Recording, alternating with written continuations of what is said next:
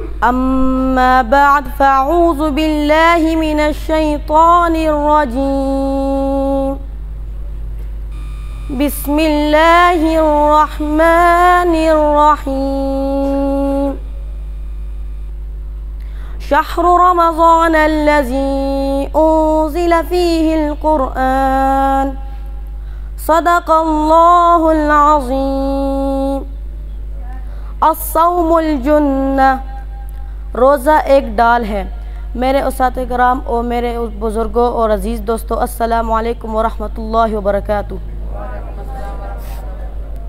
आज मेरी तकरीर का मौजू रमज़ान और कुरान के बारे में है। हुज़ूर सल्लल्लाहु अलैहि वसल्लम ने इरशाद फरमाया है कि रमज़ान मेरी उम्मत का महीना है। रमज़ान की बरकत से शैतान कैद हो जाते हैं। रमज़ान की बरकत से लोग ज़्यादा नेकी करते हैं। रमज़ान की बरकत से नफल नमाज फ़र्ज़ के दर्जे तक पहुँच जाते हैं। रमज़ान की बरकत से फ़र्ज़ इबादत 70 गुना बढ़ जाती है।